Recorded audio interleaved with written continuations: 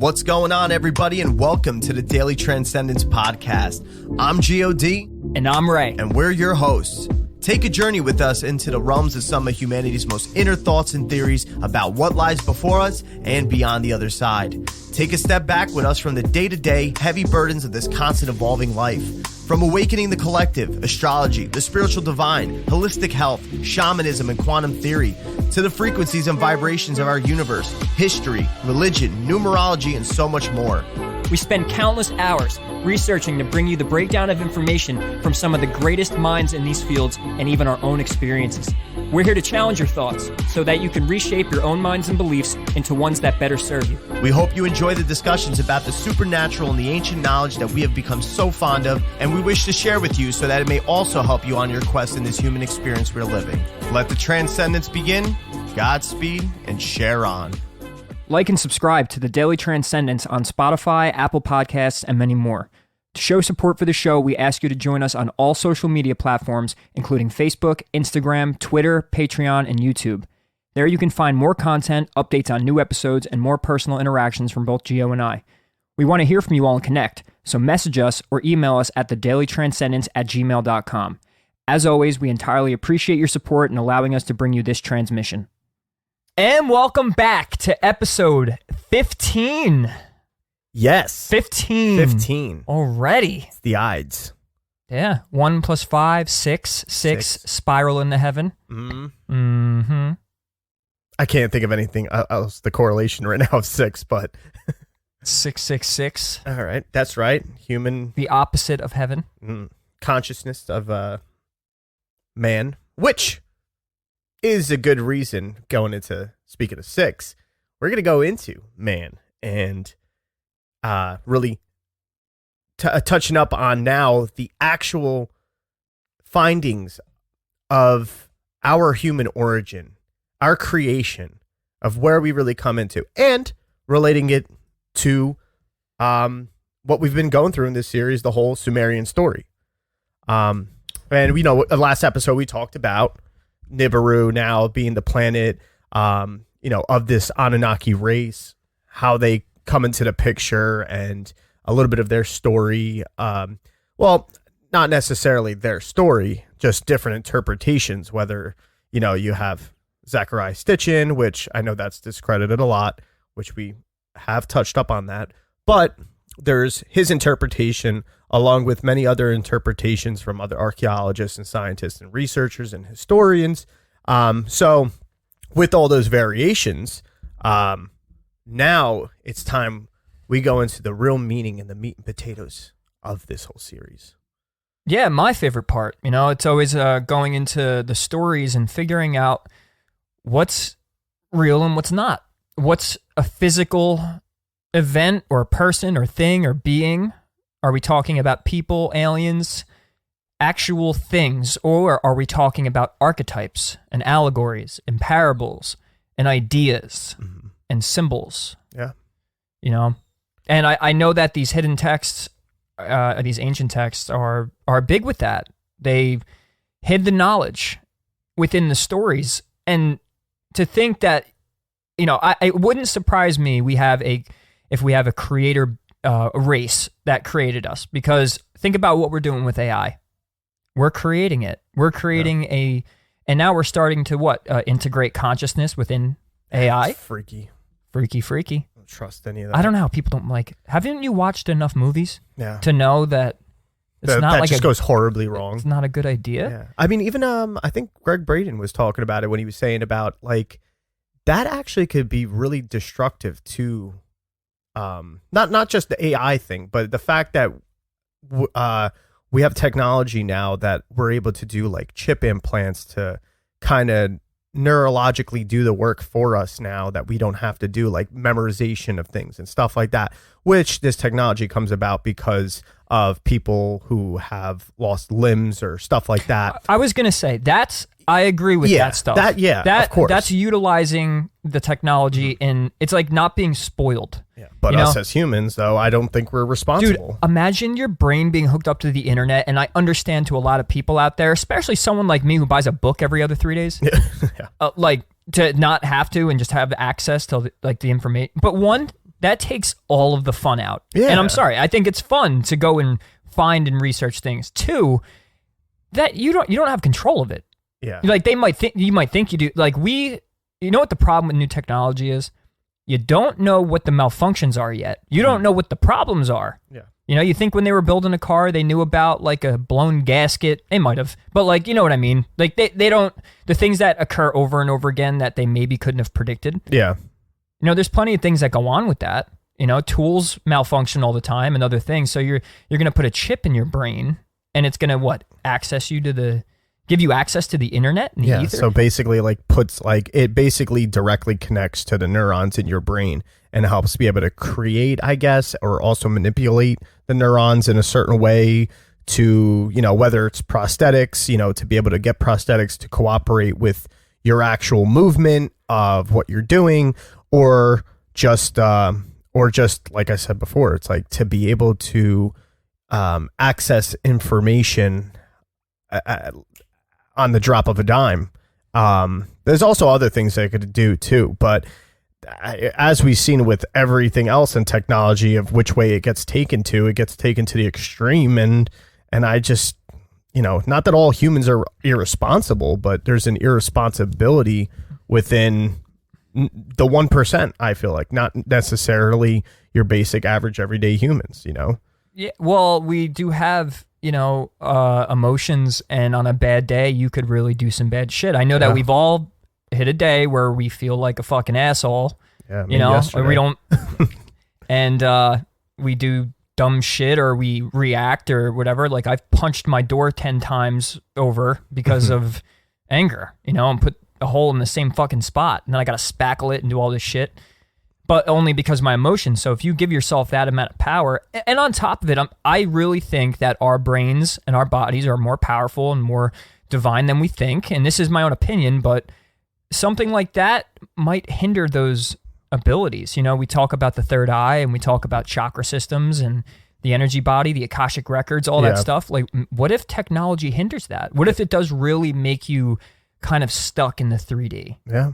That would freak me out. It would make a lot of sense. And there's a lot of evidence to support that too, that store your consciousness on a hard drive. Yeah.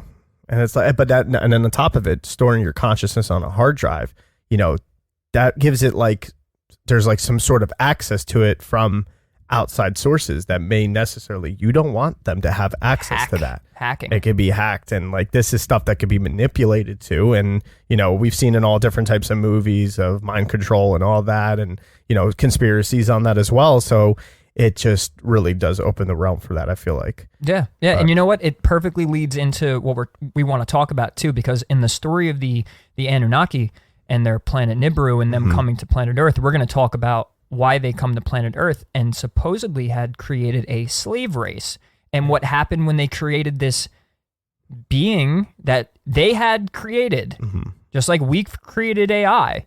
They created supposedly us, or what they call the Ajiji in the Enuma Elish, right? Yeah, which there's so many ways to try to clarify that whole thing. When looking at the Bible, when looking at the Sumerian and Babylonian stories as well, and all these other different types of religions and ancient texts and stuff, there's a lot to go in. But this is why, you know, we have to ask ourselves, are our origins as a species actually more understood than we are led to believe? And does knowing this give us a one-up in life to be able to have the fulfillment that we need and to create a reality that's true to our genuine expression and purpose? And going into this will absolutely open up that avenue to be able to see some things that are glossed over and missed or not taught to us, especially when it gets down to even the science of things. And we could see how this whole story of the Anunnaki and the Enuma Elish, it doesn't seem so impossible the more you go into it. I know we've already gone to a lot that really I don't know about you as the viewer, the listener, but there's a lot that can really open up your eyes to it and be like, wow, like, you know, there's something being suppressed. And I think a lot of it can come out and come to fruition just on our own. Yeah, alone. a lot of it really does sit in the DNA of our DNA. You know, it's basically a record of our existence sitting within your body and your blood, and within the DNA, you have many things that will tell us that, you know, we basically kind of jumped in evolution, or we just never evolved and we were always like this, which that's Greg Braden's belief. Yeah. And he's a scientist and very, very good at what he does. And he claims that we just popped up like this. We didn't evolve from an ape. Exactly. You know, we didn't. If we did, it was such a quick evolution that it went against nature. Yeah, on how quick it would have happened. Yeah, it doesn't make sense with the whole Darwinian evolution theory. Which about that as well is Darwin didn't even really didn't set up. I mean, he guess in a way set up the whole. He theorized, but didn't say he didn't prove anything about it. No. It was something that he went off of from something during the 17th century that was made. I forget what the guy's name was who made that type of pamphlet, where he actually I forget the name right now, but it's who kind of created the whole species tree, and he was going based off that and kind of theorized, but it was that theory was set in place in order to further explore that and to further find evidence of that theory or to disprove it. That was the point of it. But there was a certain agreement when it came to the religious structures of the world, like the Catholic Church, the Vatican, because there was a constant separation that they wanted to keep that at bay between the church and science. Yeah, and I think we could see it. It's all over. Yeah. The corruption within the Vatican, and I post on my social media all the time about how the church, the organized churches, and all that have lied and that they haven't really done the world good. And I don't think the way religion's set up does us any good. But also at the same time, it's like they're taking these scriptures and the actual stories and the knowledge, and they're contaminating it with basically raping knowledge and raping little boys too. Yeah, exactly. And I'm sure we know that that's truth. Yeah, there's definitely a whole hidden agenda on that, which I'm sure we could get some of it's not even hidden. You could see it. Every now and then you pop on the news. I mean, when they're not talking about the virus, they're not talking about a shooting or this and that. There's always that one little story of the pastor touching the frigging kid or whatever. It's a common thing. I think common folk actually really, I think they are hyper aware of that now. They literally have law firms set up for that are specifically practice, law on, papal type sex offenses. Like there's a whole justice system based on that. Like alone, that's what it's come to. So you have that, but then you also have a lot of wars that come from religion too. Yeah. Nothing really good comes from it, but yet for some reason we allow it to be foundational to our structure as a society and the structure of our belief systems, and it just gives us more the reason to talk about it and decipher and get through and weed through all the crap to figure out what the truth is behind these stories and behind the religions, to enlighten people so they don't need to follow these organized clubs that are not doing humanity good. Yeah. Also in the same breath, I think with the younger generations, when it comes to religion, most of them do shy away from religion. But you got to remember the teaching and the way these younger generations are being taught, even if their parents aren't necessarily religious people.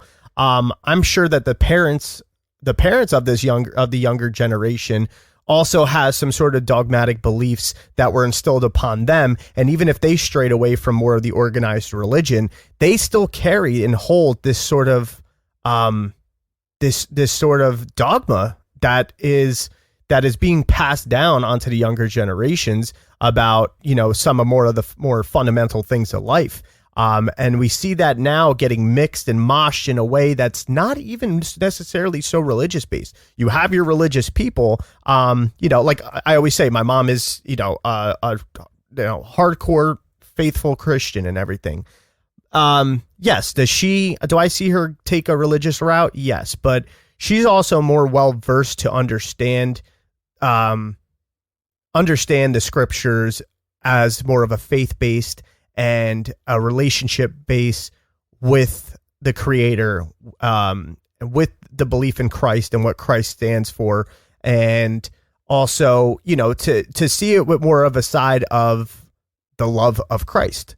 And, that like a lot of that can be useful. It's not necessarily that we're talking about that type of dogmatic belief. I think any belief system, like anything else in the universe, there's a yin and yang to it. There's a good application and a bad application. Yeah. And as long as you're using a belief system and then doing good with it, then it's completely fine. Mm-hmm. It's okay to follow and be some sort of religionist. It's okay.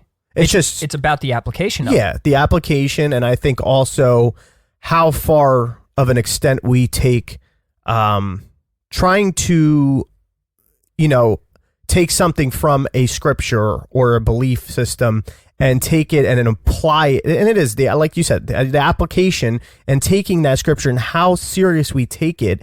And are we truly looking at it or understanding it in the fashion of which it needs to be understood? So that's one of the big things. But we also always say who or what might be the creator of all that exists.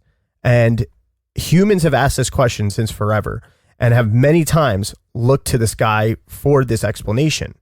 What if our universe is one gigantic living organism? I think a lot of people do assume that, like we're in the mind of God or the body of God, the body of God, like the something cells, like that. I think we're the cells of the Earth, and then I think it's a bigger and the cell. Earth's like a neuron. Yeah, the Earth's like a neuron in the mind of God. Exactly. Because when you look at those pictures where you have those, like the black matter or dark matter or whatever, and it looks like a nervous system. Exactly. And you could resemble it to a brain and neurons. And our solar system could be literally the structure of an atom with the sun as the nucleus. Like a neural network. Yeah, exactly. So like that's why it could be seen as a living organism with many cells, our whole universe. It could also be known as many universes. Just like a cell in the nucleus, like I said, within the cell within the cell on an atomic level, and then seeing the cosmic occurrences there. So just that goes into everything we always say, just like the scribe of the Emerald Tablets, Hermes Trismegistus, has always said. That's why we constantly repeat the as above, so below. And I think really it is as easy as understanding it. That is that, like, that's if you were to think of the universe as a mechanical thing, if you were to put it in that left brain logical way, that there's going to obviously be patterns. If you look in the engine of a modern day car, there's a pattern, meaning they're all kind of built in a similar way, and then all the cars function the same way. So if you look at, say, living organisms in the universe, and when I say organisms, I don't mean just human beings or animals. Organisms, like the Earth is an organism. It's just like you grow hair, right? It's growing trees. It's growing things. Like the Earth is growing things. It's not that on Earth things are growing. The actual Earth is growing things, just like your body. Hair's just not on your body. Your body's growing it. Yeah. You know what I'm saying? So it's a living organism. So point being is the function of that, like the function of the Earth and the mathematics and all the things, they align to bigger processes, and then they align to smaller processes as above and so and below. The thing is that everything is connected. And it's also said that, we think that trees, the roots in the ground are just there. But I'm not sure if don't quote me on this of being true, but maybe it's just a theory. But it's said that all the roots of all the trees are actually all connected to one another. You know what I mean? They all look like separate trees. Avatar? You ever see Avatar? Yeah. So okay, I didn't even realize that was in that movie. I mean, I also haven't seen it. That was a long time. Well, that was a big part of that movie, where like basically the whole place where they live, and you have all the trees, and you have all the stuff there, and all the plants and the animals, the whole economy of just from them to the trees and everything, they all connected, and then you had that one center tree, that one big tree that tree of life, they and they fuck it up. They say it's a big a lot of spiritual gems. Oh yeah, in definitely. That movie. Yeah, that's even the concept of being an avatar. You know how he gets in the machine, and then ends up being the actual. So and that right there says about us possibly what we could be going through. You see it in the Matrix, you see it in the Avatar thing, but then you also see the way that the forests and all the trees and all the stuff it's one big system. And then when you think about the Earth, like compare it to the body. The body is 80-90% water, so is the Earth, right? But your body, as we know, it talks to each other. All the cells communicate via vibration, and everything works in one. So you might have separate parts of the body, but it's one body. So the earth, same way, between whatever's below the surface and, the way the atmosphere and the ionosphere and the trees and the oxygen and the carbon dioxide, all of that work together as one. Yeah. So then if you go even further, the universe is just one. Yeah. One thing made of many. Yes, the whole made of many, and it's all duality. That's why it's like we are not actually separate either from the field. We are part of the field and within it. So that's, and last thing with that too is if you think about like if you have skin cells and then you have blood cells, there's still cells that they might have tiny little separations of differences. Yeah. But they're still cells, and they still have that main function. They all have and that cooperative like that basic function. that basic setup. Yeah, exactly. So, and just like you were mentioning about Avatar and the Matrix and all that, it's like, where do we get like these movies just to even come out and the thought process behind these certain movies? It's like, it's kind of like almost like there's something that's allowing us to tap into these things and think and like, that's the thing. It's like we've said before how our thoughts are not our own and we are not our thoughts, and that our thoughts are already existent in the Akashic record, and we actually are tapping into the field and retrieving that, and that is actually our thoughts. So it's almost like when those movies are being made, it's something that exists already and we're tapping into it. Like that idea already exists. We're tapping into it and we are constructing it. And it makes a lot of sense with, there being something at work to allow us to not be blind and to find these understandings of our origins.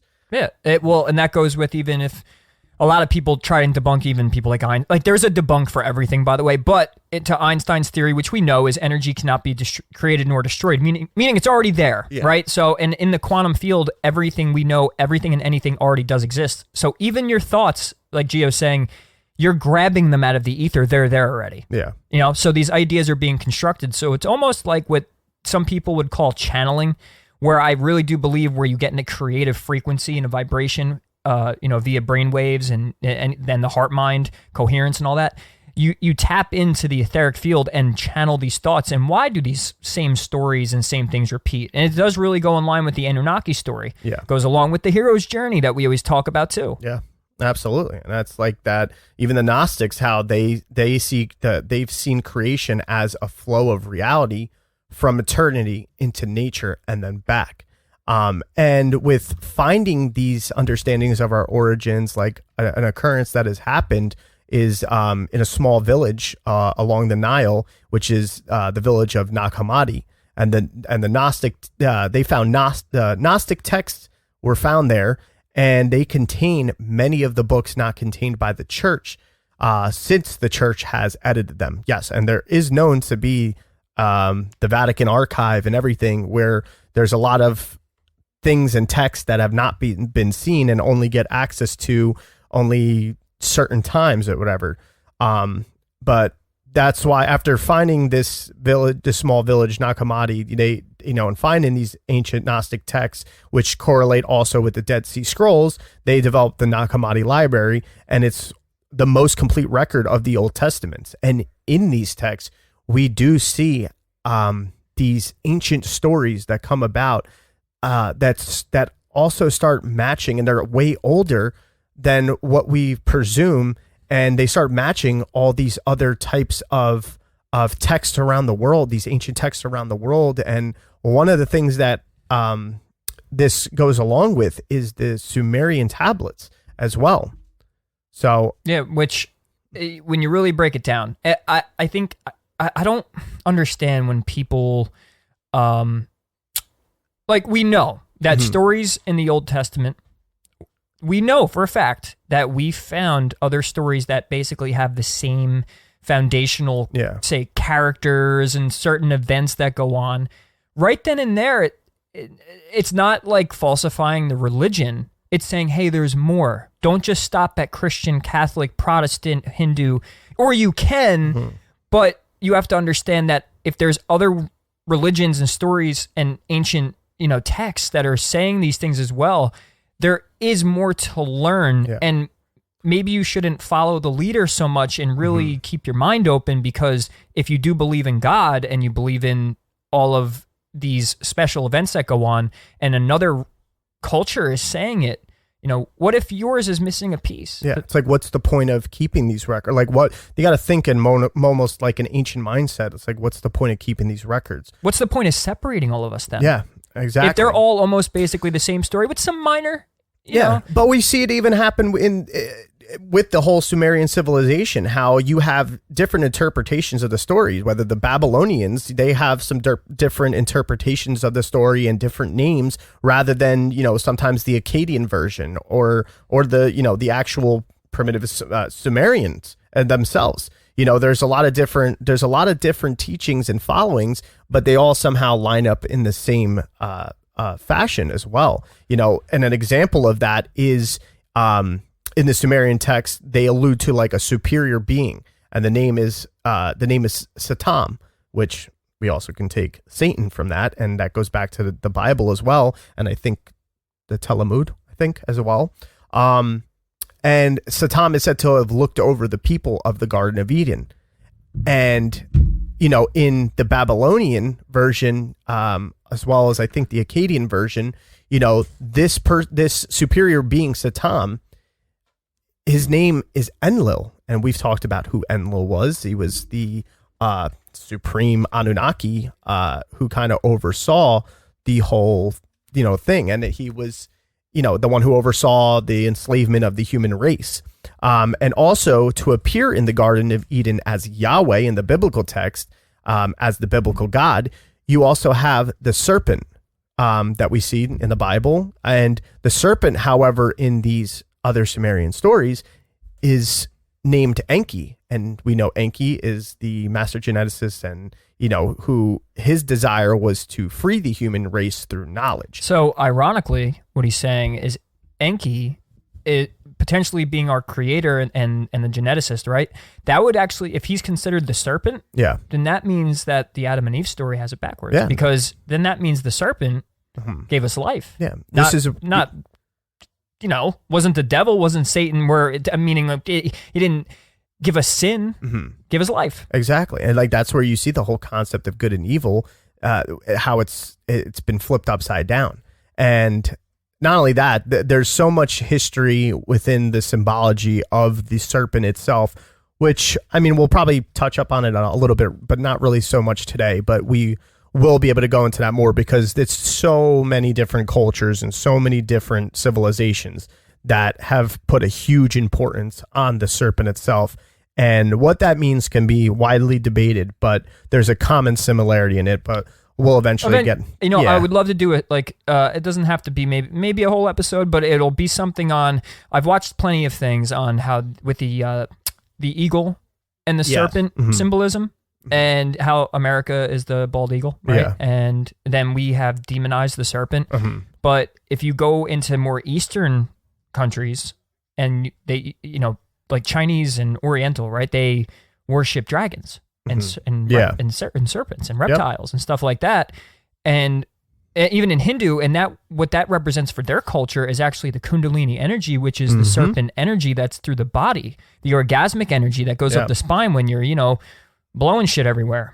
Yep. Look at the whole symbol from Thoth, the the medical symbol that we always see with the staff with the two serpents, doing the double helix up the Hippocratic oath and all that. Up the rod with the wings, and then on top the bulb, which sometimes in the ancient, like the ancient Egyptians and everything, the top bulb is a pine cone. Representing the pineal gland, which looks like a little pine cone, exactly. in the brain, and they consider that the third eye, seat of the soul. It's the part of the brain that releases melatonin, and it also releases DMT. It actually has crystals in it, and it actually has a it's the part of the eye, the not the retina, but the the cornea. No, the cornea is cornea. Cornea is the film. Well, I think they use the word something with. There's a part of cornea. No, I forget the name, but whatever the part of the eye is, cornucopia. Cornucopia is the thing on Thanksgiving. But it's something like that. But it's in, so we call it the third eye because so when you dream at night, it releases DMT, and that's why when people smoke that stuff, they tend to go to like another dimension, or at least it seems like it, because it activates it. Our bodies make it, and it makes it in that gland that looks like a pine cone, and they worshipped that gland because they felt it was the place to access the other dimension or see the face of God, because there is a verse in the Bible where Jacob goes to Peniel and sees the face of God in Peniel. Yeah. And I also think that whole thing, people are like, oh, well, you can't see God and God is this or whatever and stuff. And I think God, especially in that sense, God can manifest into whichever way, seeing God can manifest in whichever way that your own self imagination. Portrays, your imagination. Pretty much. Well, and they do say that, Jesus had said in the Bible that if thy eye be single, then thy body will be full of light. And I know that the pineal gland is actually sensitive to light. And there's all this other stuff that goes in with how God is light and God's the photon, or has a lot to do with the photon being a representation of what God is, like the microcosm of what God actually is, which is light, because God is supposed to be made of light, just like the Bible says. So even if maybe not seeing the actual face of God, but maybe there's deep allegorical meanings to it. But, and that's what we want to, I guarantee plenty of episodes in the future after we finish the Anunnaki story and all that. I want to hit the parables real hard, and I want to get all the allegorical discussions and all the different types of cultures and religions and where they align, and not just the story of the sun with the zodiac and the astrology. We're talking about things that are anatomical. Yeah. Going into deeper the elaboration of consciousness itself. This actually today is leading up to even just the development of the human consciousness that we know of today, through ancient stories as well as scientific fact and findings. But yeah, we're definitely going to go into more of that in the later episodes, because now it's time to that's going to be the time now that understanding all this and seeing the different possibilities, we're going to be able to sit there and be like, all right, now let's get to the nitty gritty of our actual consciousness. Now, how can we start changing or and I don't want to say changing our consciousness, expanding it. Yes, expanding our consciousness and being more able aware to of things. Cleanse it. Cleanse it in a way that, to get us past these struggles that we have, to get us past out of our own, when we say, oh, I'm in my head or whatever and stuff, to get us to really empower ourselves and able to really unleash what we're really meant to be about. And what we're meant to be about is not what some other person or teacher or dogmatic belief is to tell you you just are. And there's a way that you can develop that into whichever way your purpose or destiny is to be. And by having a true connection to that type of divine, I guess, spiritual way as well, you can find out what that is. Yeah. Well, when people say expand their consciousness or to have more awareness or to be present or all of these spiritual things, to really simplify and get to the point, because I've realized a lot of truth seekers or the people that teach certain sectors of the occult, and they, you can keep repeating the same lines over and over again, and they are true, but some people need it said, a different way.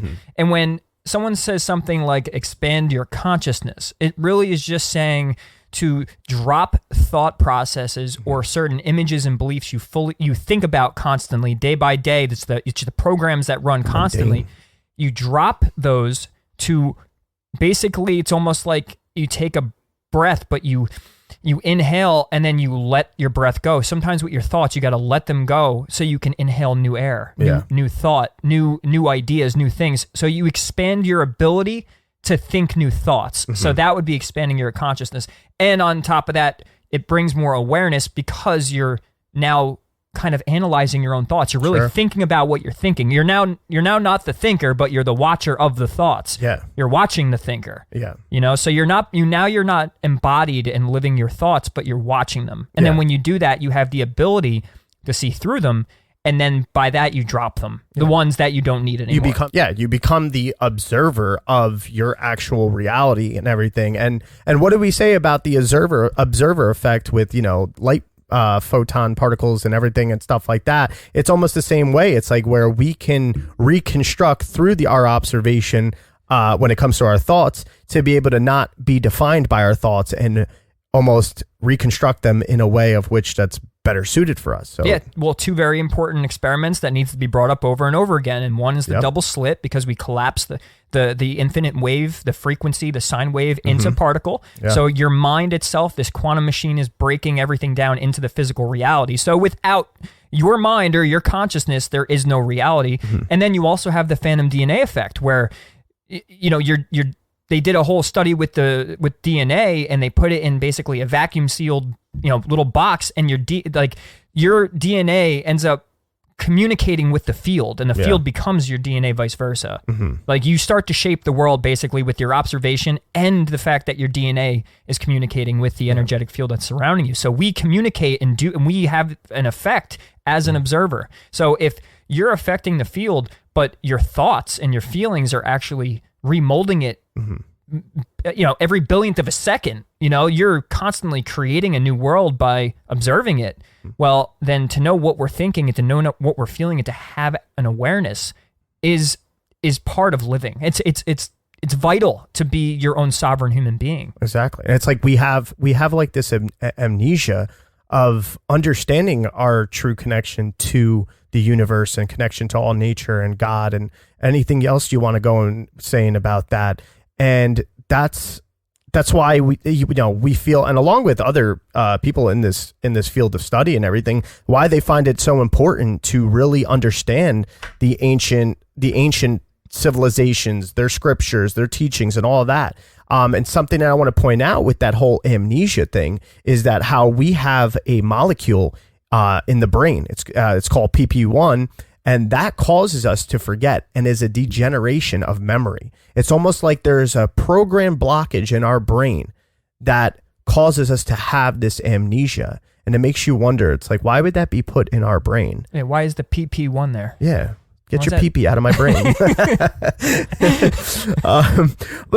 So something saying when it comes down to, we talked a little bit about the field and everything is, something called the pleroma, which the pleroma is also known to be that vast, this vast energy, this emergence of energy, which is also can be looked at as the creator, or what we know. And I think you mentioned in a past episode, Sophia, which is basically like this matriarchal energy, divine feminine. Yes, and it's like a frequency of its own, and it has the ability to manifest itself and its will on the physical and to create the physical as well. And what's funny about that, it's like, we talked about primordial energies in the Sumerian tablets, known as Apsu, which was the fresh water energy. And then you have the masculine. Yeah. And then you had Tiamat, which was the salt water. And that's the feminine. And that shows up in modern day beliefs where you have the father or Lord, and then you have Mother Nature. Exactly. So masculine, feminine, another balance of the male, female energies and stuff like that. Yeah. And the reason I'm pointing this out is because of the fact that now, as we're going further into this about, human creation and everything, and it's like, okay, so it manifests itself, our universe is created and everything, and, the earth is created. And now it's almost like this higher intelligence has the ability to manifest itself into the physical. And so in a way it does. And, that could be looked as a part of the demiurge, which the demiurge is known to be the great architect or God. And it almost creates the archons and the angels and demons. And they're sitting there to oversee other parts of creation. And if we could think it in that sense, the Anunnaki could be a form of these archons, which have a role in our creation as humans. So, and it's not so far-fetched because it goes back to when we were talking the about Bible teaches us things too. Yeah, well, you have things called like the Nephilim we had talked about. Yeah, and this goes into that. And the fallen angels, right? But I'm saying more simply, without getting into scripture, simply put, we have the ability to clone. We have the stem cell research, so we have the ability to grow organs. So we make life, we can grow life. The only thing we haven't figured out, Yeah. Well, putting consciousness in things. Yeah. I'm not sure unless they have most likely they're 50 years ahead of what I know right now. I'm sure they have. So I'm sure, right. But at the same time, we know that it's possible for us to create living things. And we could talk AI again and say, all right, we're creating AI, and AI, they're starting to have, it's so funny. Didn't the first friggin' the AI rapper? So no, I didn't see that. You didn't see that? No. Did you see the first chick robot? I think her name was Sophia. Oh yeah, they right? call her Sophia. Yes, yeah, because Sophia is that matriarchal energy that manifests itself into reality, into physical. And if you know anything about the cabal or the dark government or the scary elites or the Illuminati, they're known for symbolizing things like the back of your dollar with the one eye and the pyramid, and then you have all the rappers doing the diamond and whatever, all that, or the eye and all that, the pyramid. They are known to put hide things in plain sight. Yeah. They put the symbols out there. So how ironic, they make this AI bot, they make this robot that potentially can develop its own consciousness and it's learning on its own, and they name it Sophia, which in ancient scripture is the divine feminine. Well, about that too, like think about the being an elite being in this world and maybe having some sort of specific lineage that goes back to ancient times. There's royal bloodlines. Yeah, like there's going to come a point where it's like you have everything there is. The next thing is to literally become a god. And that's probably a part of, that how they maybe see themselves as gods of this world. And they're trying to be gods of gods themselves. And, that's where we say how, this primordial energy and stuff creates this physical manifestation of itself. And you have these other beings, like light beings, angels, demons, whatever you want to call them.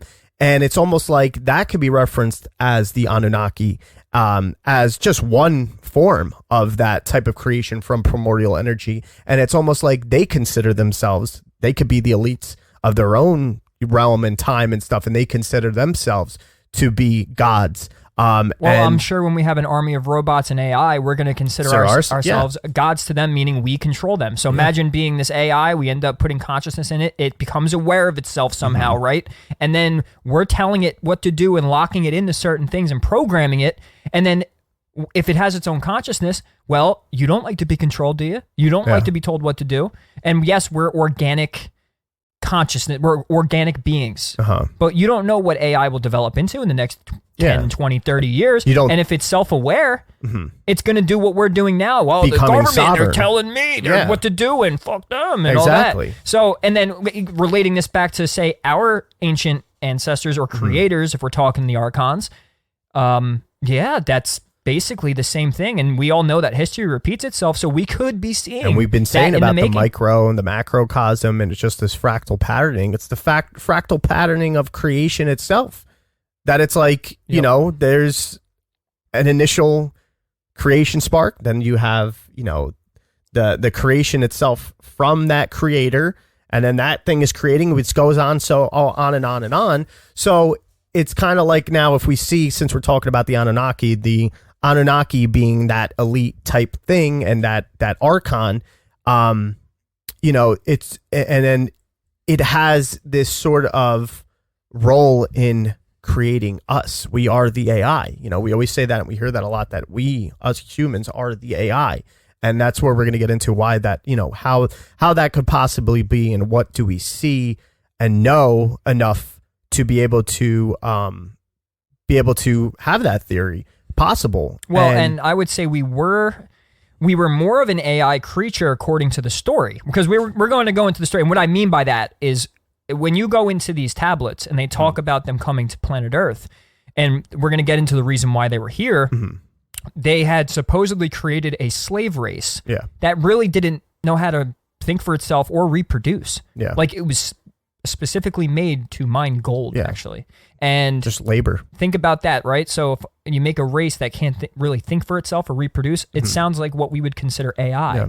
And at least having the same abilities and boundaries and limitations as technology. Yeah, and it's funny because there's a translation that's made, I believe it is the Sumerian text, where we translate it to worship. It's like these workers they worshipped these gods, and it was the Anunnaki. But the real translation of that word comes out more to be like they're they're workers, and it's some sort of translation of looking at their gods as like almost their employers and shit. So it's like a real weird thing when it comes to that, and it's like maybe that's where we get this whole development of worshiping and gods and all that and stuff. It's like almost like because there's that control substance and everything.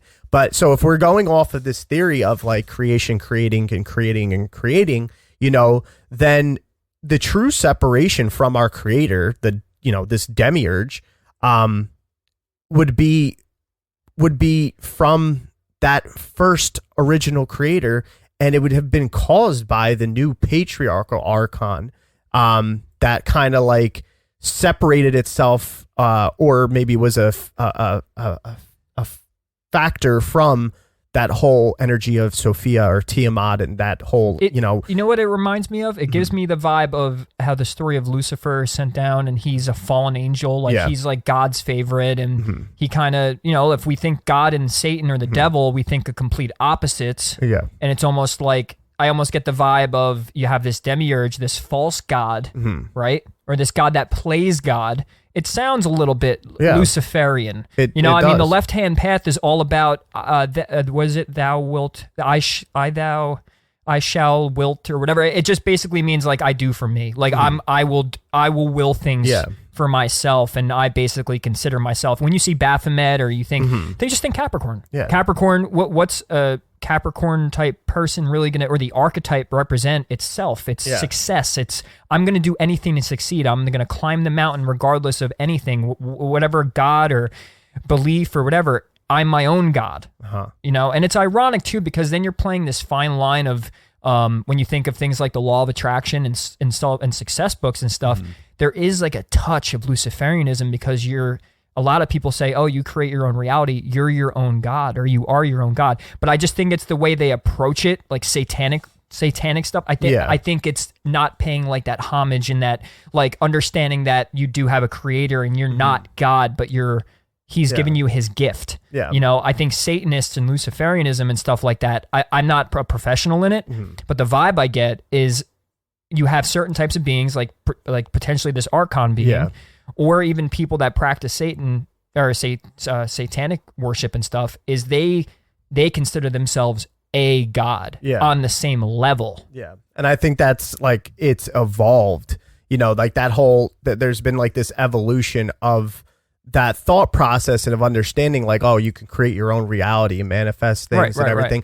I think some polarity to it. You want to talk about, since there is a separation from God and the creation, it's like, okay, whatever the substance or element of this creation is, and the more pure, harmonious thing that it is, it's like, now knowing this stuff, now knowing the fact that we can create our own reality, how do we do it in more of an essence of that true creator, not the separation from the creator, and in that sense, but from the actual creator itself. Exactly. It's finding our way back to that. Unifying. You're unifying actually with the fact that we all are one and stuff like that. And it's not, because going back to that belief system, because everything's flipped with we just talk about Satan, right? Everything's inverted with Satan. Even with the way the Baphomet does his whole arm thing, the as above, so below, like posture or whatever, he's doing it backwards. And that's why with God, it's like at the right hand of the Father, or you have with the other side is left hand path. Yeah. Right. So everything's inverted with it. So it even reminds me of seeing like, Masonic or even like Illuminati symbols and stuff. Even with the swastika is a good example. They inverted it to be a negative thing. Yeah. But yet, if you really understand the background to it, it was actually a positive thing. So they inverted. So everyone's like, oh, they're doing those hand signals, they're doing the gestures, they're doing handshakes. It's like, well, how do you know that wasn't a powerful, positive thing? And they just had inverted it, and they have you thinking it's negative, but that's where actually all the power is. Sacred geometry, the pentagram. I learned this recently. I was reading some Wicca thing, and it was like, the pentagram is not bad. It's not a negative thing. It's not. It's application. It goes back to that It goes back to when we were talking about religions. No, it's true. It's like it almost carries a new frequency and stuff, because I think that was even the whole point of why Hitler took it, because there was some sort of representation that within it that he felt it drew in this sort of element of power and attraction. Yeah. And I think it also represented the four corners, like the cardinal crosses or something like that. It had something along the lines. I'd love to do an episode on symbols. Yeah. Oh, definitely. But since we're saying how like there's this separation and everything, when you look at even the Bible and Revelations and like what it talks about, what the purpose is of what we're supposed to be doing now, since there's been original sin and all this stuff, and this could be looked at as that separation. They always say on earth as it is in heaven. There's a separation in heaven first, and the Bible does teach about that. So it's like, that could be part of this original sin, which there's other things as well that could be considered original sin. But then we say in Revelations, is that, God is, Jesus is to come back, and, the world goes through this turmoil and everything. And, some people are left behind and, are trying to find their way back to God, the creator, and everything and stuff. Well, it's almost like in the same sense as that, like this Sophia or demiurge comes back to reclaim its all-encompassing power of creation and connect us back to the higher understanding. And this is what is really seen to be the overall teachings in all these scriptures, all these ancient texts, all these writings and everything. That's the true thing. And they have been tossed and fumbled around so much. And that's why we need to try to better understand that, to better be able to understand ourselves. Yeah, we've all played telephone before. Yeah. We know how it works. And when you have a story being passed down consistently over time, we all know the human brain and state of mind here is, eventually you start twisting and turning the story the way you'd like it, or it could even be more of like, hey, I want to put my own twist to the story because this is what it would be, to me, interesting, how I'd want to tell it, or what I maybe, even with like if it was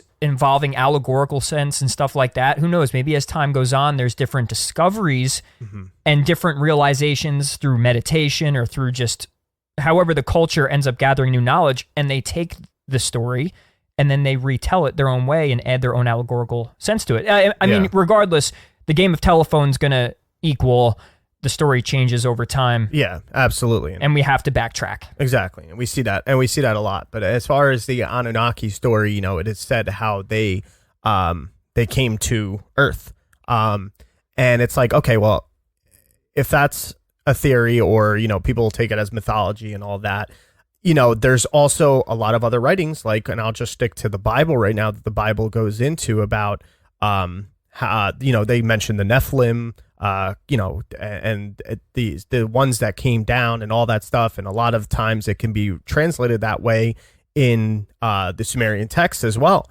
So, there's one thing that's said in the Bible, being that the sons of gods that have come down, and they call the Nephilim and everything, can be looked at as the descendants of Seth marrying the daughters of men, the men of the ungodly line of Cain. But also it could be looked at as the sons of gods being these angelic beings, or it could be looked at as these heroes from mythical past, almost like Gilgamesh, in the Babylonian story. But in the Bible, sons of God only occurs 4 to 5 times, and it refers to it every time. The sons of God are always referred to as angelic beings, and the reason why they're always referred to being as these types of angelic beings is because, in other times when it's mentioned, they don't mention it as sons of gods, as far as that way, where it ends up being some sort of human or alien race or something like that. And one thing that says that is in the book of Jude. Jude talks about angels who abandon their proper dwelling place and go to commit strange immoralities. And this is all referring back to Genesis 6 and the Nephilim. And like what it says there is that the Nephilim were on the earth in those days and also afterwards. So what can that really mean is like, it's like they were the children that came from angels and the women. But that's not the only interpretation that you could get, where it's like, okay, now we're thinking the Anunnaki. Anunnaki come down and they, come in and they mate with the women of there. But it's like, but we also know it's like, oh, well, what about humans? Where did humans even, get created, and where did that come from? And didn't another culture also say that it was something to do with like beings from the Sirius constellation or the star or something like that, where Syrians? Yeah, like very similar but different, like but along the lines with that scripture. Yeah, pretty much the Palladians or the Syrians, not Syria, the country, like from Sirius, the star system. Right. But that's what I'm saying. Like, the Bible, when people look at it, it's like, oh, okay, these were these angelic beings that came down while humans were already, as the modern, the anatomically modern human, and all of a sudden the angels come unto the women of men. Yeah, and I know, and they always say, like, we talk about where we're in different eras of time and stuff like that, and we don't have certain words yet for things or certain understandings, but things are coming out of the sky. Well, we can consider that like the angels were just what we would call aliens. They're just different words for it. Yeah. They're these beings that come from the sky and come down to earth and have certain powers. And honestly, they could have a friggin' like power droll and they'd be like, powers, superpowers. What is that thing? So you don't know with the interpretations and these stories coming from an ancient era of, what's the word really mean and what's it compared to in a modern day language? Yeah. And that's why it takes the speculation all the time. So that's why even with this whole, the Nephilim were on the earth in those days and afterwards, we said that could look as, the women of men who are the ungodly line of Cain, the angels or these fallen beings or whatever, they made children with the women of the time, or they could just be represented as these types of whatever beings, which we know that constantly there's so much mythology about giants, and even the Bible refers to giants. And this all plays in with itself. So that's another way of looking at it. But when you go further into that, they also say that they were there before humans and afterwards. That's basically, when you really look into that line, it's that they were there before humans and then afterwards.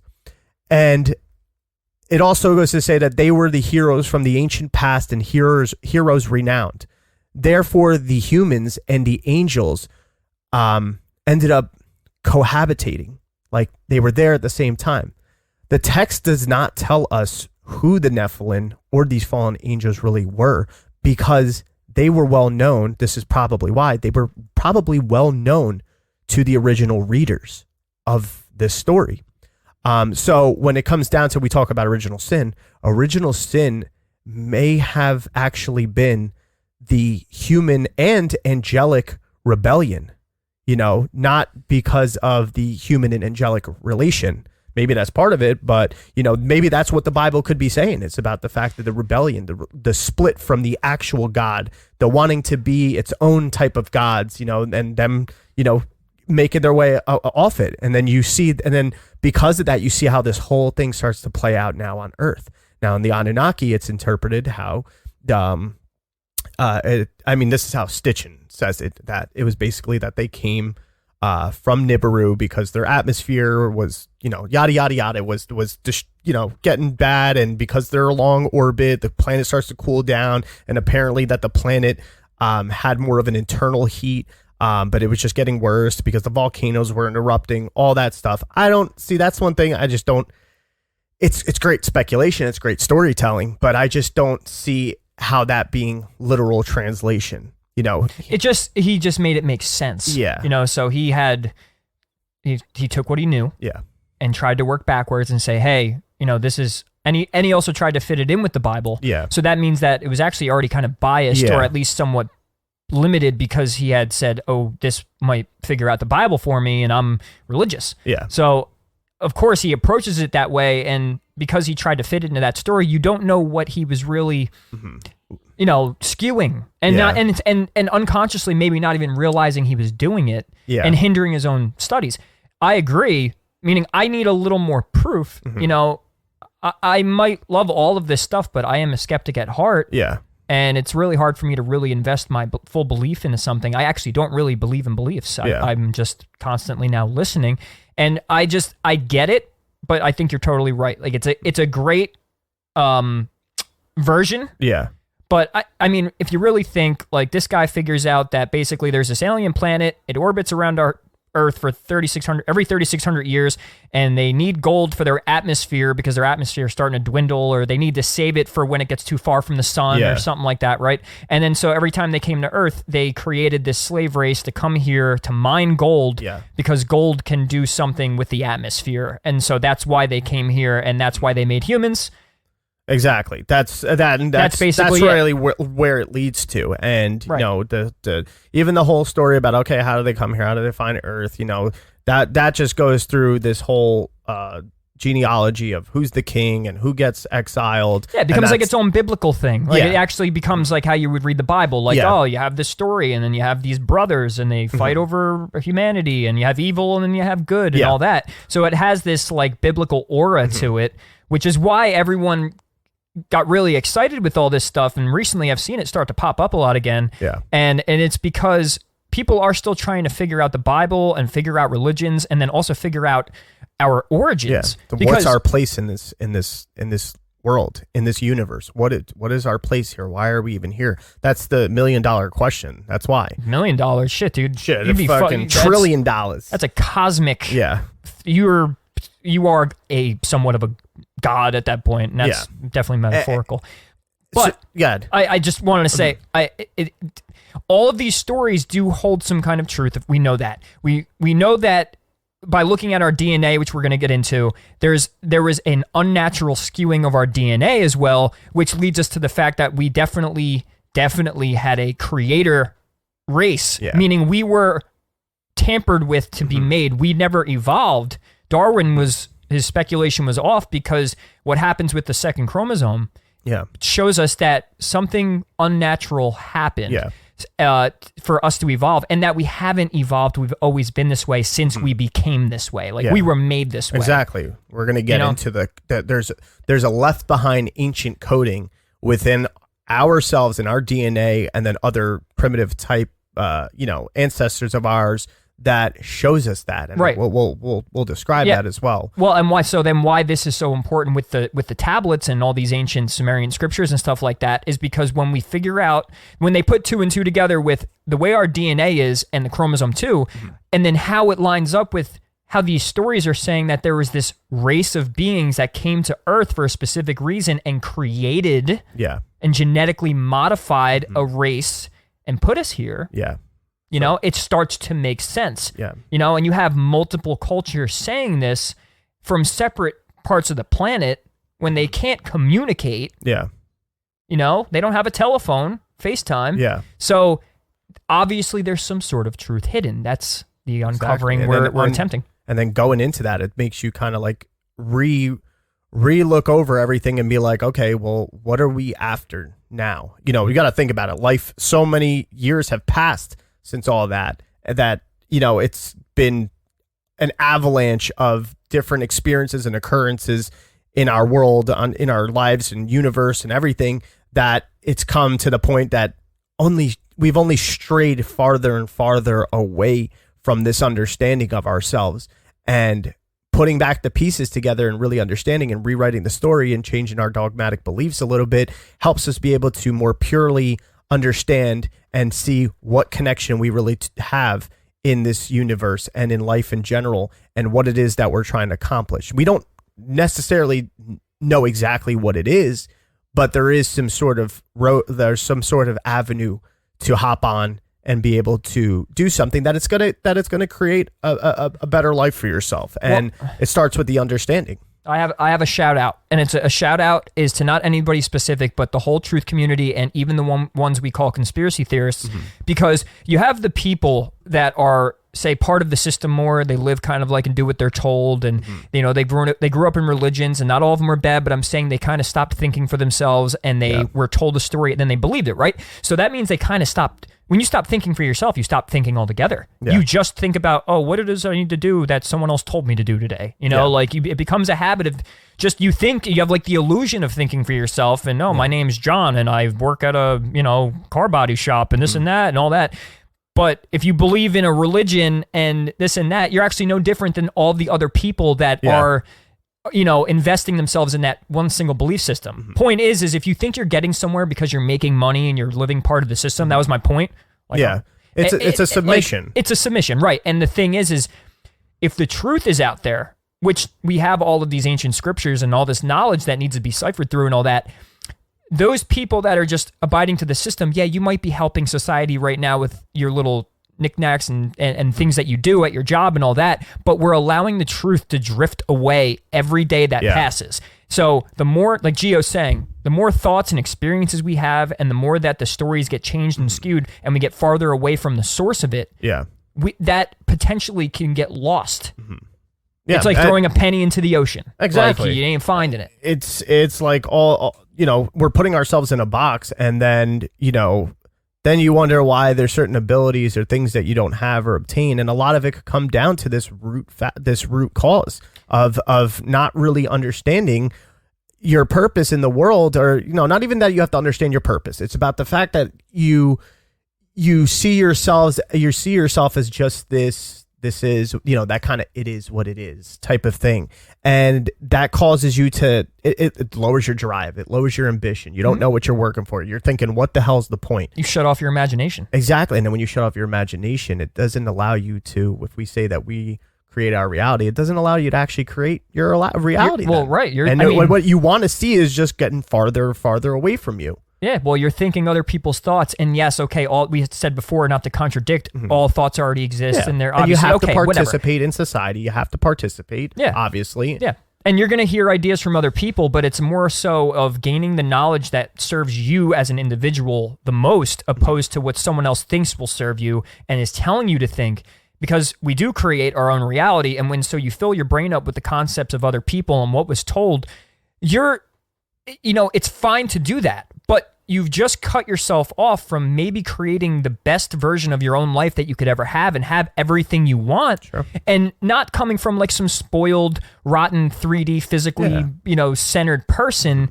You could be spiritually centered. And I also mention that because I think the spiritual community even gets a little like limp, flaccid on like not like, peace and God. Yeah. And they do almost the same thing where it's like, if we just be, and is that, well, no, there's a part that like, you have to take action. You have to learn those new thoughts. You have to experience you have to experience the new experiences. Yeah. And if you don't do that and you just sit and meditate all day and eat, and sit on your vegan diet and be a good vibration all the time, but you're not affecting the rest of the world, what good are you really doing besides sending out a little bit of better vibrations into the ether? Yeah. And if if that's what makes you feel fulfilled, then that's your path. Right. Nothing wrong with it. Yeah, no, absolutely. I get it. But there's also, if anybody else looks at that from the outside, it's kind of a lack of participation almost in reality. Yes, maybe you're creating some sort of resonance, on the energies of the earth, and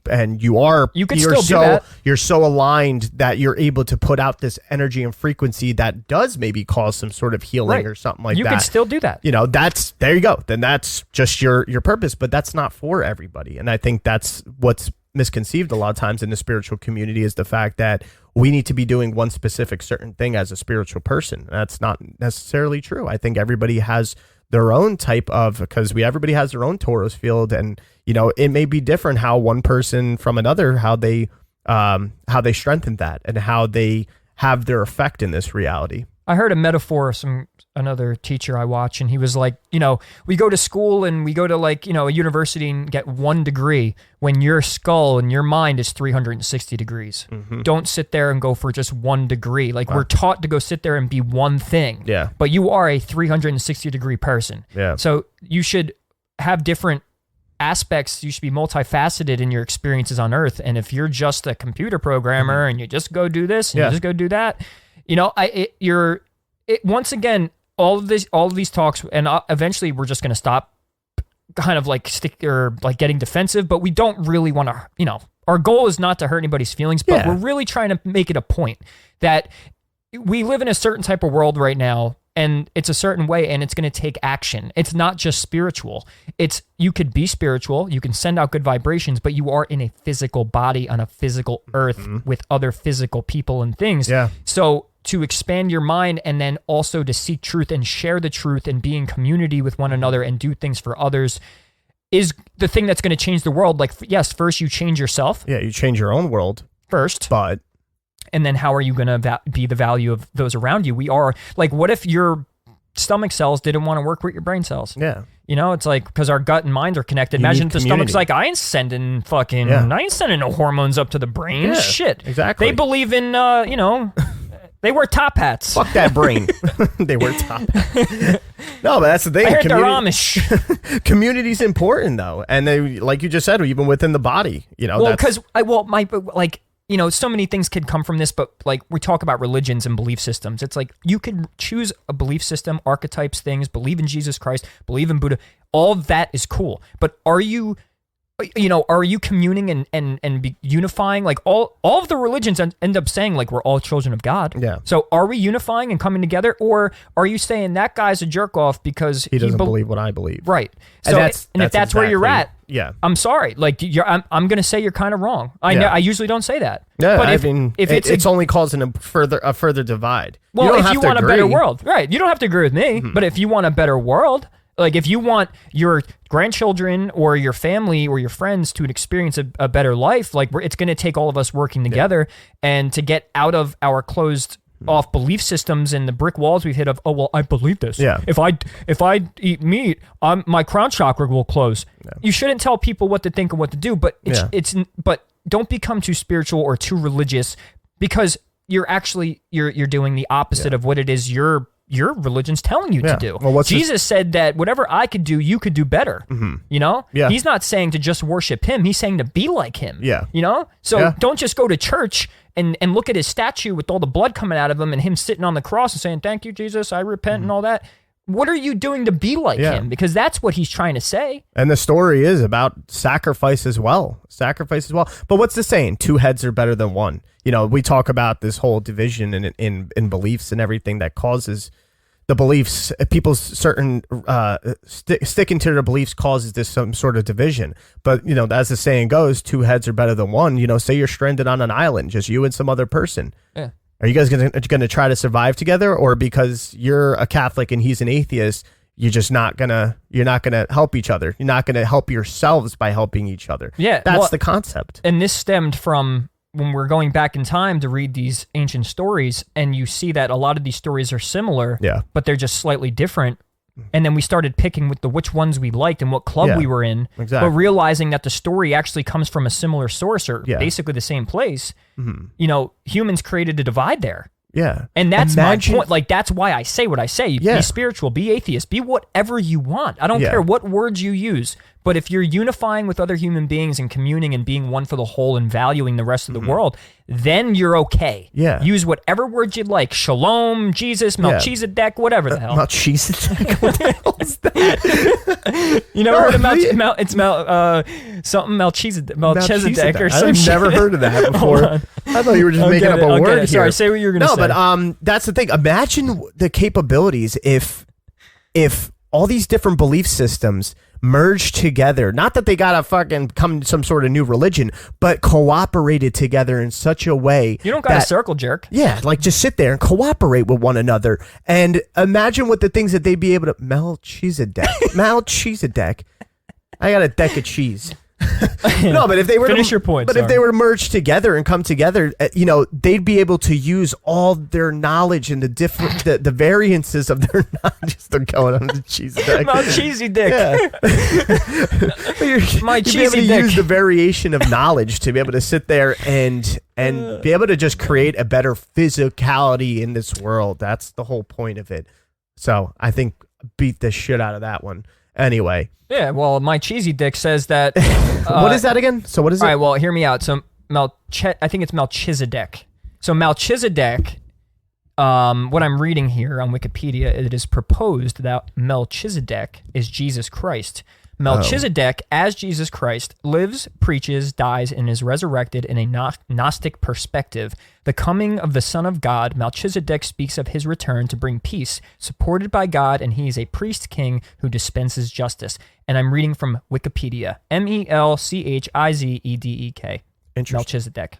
Very interesting. So if it claims that he basically has a similar teaching to Jesus, just like Krishna, who is the India god, and you have Dionysus, and we've gone through the sun gods before, and then these stories end up kind of linking back to the Anunnaki story a little bit. I mean, I think the Anunnaki story, if I had to give an opinion, I from what I gather, I think we were genetically created, and I think a lot of that story is literal, and then I think there's allegorical things that were in it that ended up being religions. That's like my own perspective on it.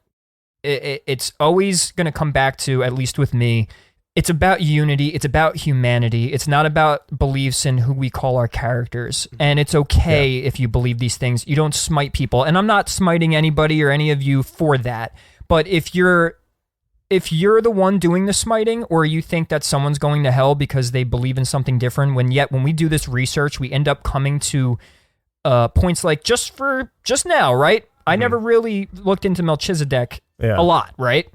But I've heard that name plenty of times, and we're talking Gnostic, we're talking the Archons. Yeah. The Archons are actually from the Gnostic story. So Melchizedek, if you read the story, what I gather from this, and I researched this on air just now, that they claim that he was basically the Gnostic Jesus Christ, potentially could be the same person. Yeah. Well, I mean, you think about there's or a similar, but there's same archetype. Yeah. Well, there's prophecies of a Messiah well before Jesus. But, that's why the Jews, they thought that Zoroaster was the big one. Yeah. So, there was a prophecy of this return of Christ, and we can go into the whole thing about that. And we will again. We will. Yes. We got to get back on the Anunnaki and the aliens and finish this up. But, we did stem off, but my point was is let's all be open for speculation. Yeah. I'll remind everybody probably every episode, because I'm just a repetitive friggin' Gemini, fucking typical Gemini. We're also trying to break past those thick walls of those paradigms for certain people. Repetition is the best teacher. Yeah, absolutely. And I know that because I'm a musician, and I don't learn things in one day. It takes me freaking 7 days straight playing for 3 hours a day. So exactly.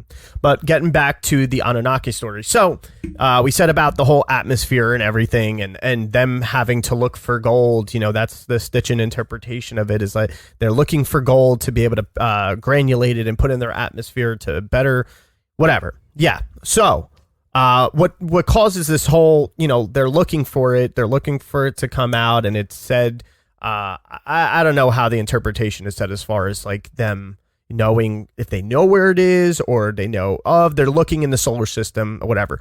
But there is a conflict that happens in the story between one of the Anunnaki gods, Alalu, and Anu. And we know Anu to be that more of supreme being, that dwelling place possibly of the heavens. A lot of moves. So it comes down to it is that they get into a conflict about who's going to be the king when Anu becomes king, and Alalu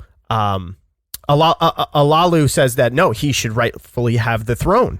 And they're trying to prove, like, how do you have the throne? You're not a descendant of this, whatever. And he says, no, I am the descendant of this, and this. So therefore, I am a direct descendant. And they go through the archives and they look, and the records are kind of there. The records are there. So they fight it out, Anu and Alalu. Alalu loses. And I think in the story, it's like he had to die. So what he does is he escaped and he exiled from Nibiru, apparently. And follows the orbit of Pluto and lands on Earth. And when he lands on Earth, something to be said is a lot of the story where they claim the Absu, not Apsu, but that's also a play on thing there. They land in the Absu. Now, Absu, the way it's described in the story and from the actual archaeological findings as well, there's a lot of connection, and it's Southeast Africa. And in Southeast Africa, there's a lot of things dating back, we'll get into it, a lot of things dating back to our origins as humans as well. Not only that, it's very rich in gold. And there's a lot of old gold mining setups there as well. So Alalu comes there. He searches around, tests the water, apparently, and then he finds the gold, reaches back out to Nibiru, and this is where this whole thing begins now, in that interpretation of the story. And that's where they commission of, okay, come to Earth, go to Earth and mine the gold and everything. And when that happens, there's this whole commission that's set ahead, and the top people turn out to be Enki and Enlil that oversee this. And Enlil is the main one overseeing this whole thing and a whole operation, and Enki, is kind of part of it as well. But Enki is the one who's apparently physically on Earth. I think that's what they put it there. And so every time Nibiru comes into orbit close to Earth, they almost have like their own like space station, and that's when they use Mars as a way station to bring the gold there. And Alalu oversees that, which is pretty crazy about Alalu overseeing the gold mining operation, and being on Mars, because it's kind of said that he, when he dies, there's a commemoration of him on Mars, and a lot of people speculate that the face-looking object on Mars actually is supposed to be an ancient architecture that is supposed to be in commemoration of Alalu. And you could even go online, you can look at the face on Mars. A lot of it's been edited, and there's a whole thing with Carl Sagan where his partner wasn't too happy. Yeah, his partner wasn't happy and literally called him out for doctoring the photos, and that Carl Sagan was in bed with NASA. And therefore, that's why there's an original image that really looks like a face and the other one doesn't. And there's this whole debate on there actually being pyramids and other architecture on Mars, but that's for another day. Yeah, that's a whole nother story of basically Mars inhabited by a race, and they blew themselves up. Mm-hmm. That's a whole nother thing. Yeah, and that would make sense with their weird atmosphere that they don't have.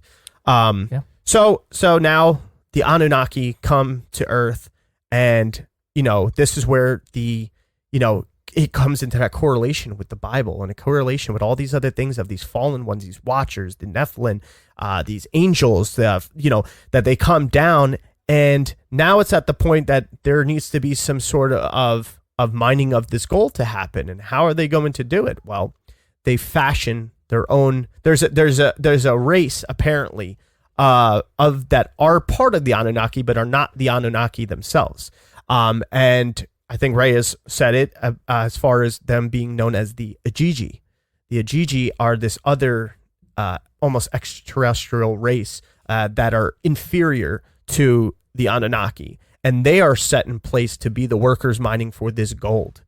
Over time, I think it said like 150,000 years that they're mining for gold, and it comes down to that they rebel and don't want to mine the gold anymore, according to the story. And the rebellion happens, and there's a whole fight with that, and they get wiped out as well. So this is where the fashioning comes in to create a new working, new laborers, basically. And Enlil just wants to get the gold, blow the place up pretty much, and get the hell out of there. So because the Enki is known to be the god of mischief, the god of creation and all this stuff, he is fashioned to create some sort of workers. And it is said that Ninma, which it can also be translated as the mother of Enki, is the one who has the idea to create and fashion these types of hominids with the species on Earth to be these workers. And apparently there's different trials and errors of it happening to the point that she ends up going to Enki to do it. And Enki starts doing it, and a lot comes in. We see a lot in all different types of religions and Bibles and teachings and myths about clay, about the creation of man through clay or mud or some sort of dirt. It's always been part of the creation story. And clay plays a very active role in life, because of its certain properties, of which I'm not going to really get into right now. But, you know, as far as like, we even seen it in the Greeks, that Prometheus molded man out of water and earth. God fashioned Adam from dirt and breathed life into his nostrils, all that. So mud and clay are being a big part of everything in all these religious texts and myths. Yeah, because obviously we know that like if it sounds too far-fetched, in my opinion, there's something deeper to it. Like I think the funkier the story, like you're taking these words and symbols that they're using and it's kind of, say, somewhat exaggerated, or it's kind of like, you know, it's like a sleight of hand of a story. Like it's just kind of showing you this in this hand, but it really means this. And I think that's the way for two reasons. One, they hid the knowledge, or two, for comprehension purposes. It could have been either at that particular time. Yeah. And that's the thing. That's what's fascinating about us having, this is where now, see, this is why religion, I don't know. I'm always torn on it, the whole separation of science and religion and stuff. But I think there is a cooperation to happen, because science can help explain a lot of these things and could turn more people into believing in having some sort of spirituality, if you think about it, because the science can explain it. Because look, what have we said so much about the whole number 666 being carbon man and all that, you know, and you know, obviously more of the more spiritual side of it too, but it's like, yeah, there's numerology to that. There's a lot of earthiness to, you know, these stories of the creation of man. So it was said in the, you know, I think it's the end of the Enuma Elish, and it goes into the Atra Hasis, where it is said that Enki is to fashion with Ninurhersag, or it can be known as Damkina, which we've mentioned before as being, you know, part of the whole, you know, earth creation as well and everything. So they are to fashion a human, and they apparently it's said in the story from mud or clay, and the blood from the slain Kingu. And we've said who Kingu is. Kingu was, you know, Kingu was Tiamat's vizier. That when we went through that whole creation of the solar system story through the Anunnaki, you know, Kingu was, you know, turns into our moon, pretty much. So that's how you can see that also it goes from the, you know, more of the planetary explanation, but also it goes into actually being a person. Like where does it break off being literal or not? Because here's a good example of an allegory that in Egypt, the moon god was named Sin. You could look that up. Sin was the name of the moon god, and in astrology or anything in mythology, the moon always represents the feminine and the emotions. So you would kind of interpret, say, if the Bible say you're living in sin, well, you're living in emotions, meaning you're making decisions based off of your own selfish egoic emotions. You're living in sin. You're sinning. Sense. You're not doing it for the whole. You're not doing it for that's ego. You know. So and that's how you would use some sort of like allegory or Humpty Dumpty I've mentioned before. You know, the cycle of the moon being 28 days. You know, the Humpty Dumpty sat on the wall, falls, breaks down, all the king's horses, all the king's men. All of that's a story of the moon cycle every month. That's crazy. Allegorical. So it's said that now that Enki is to fashion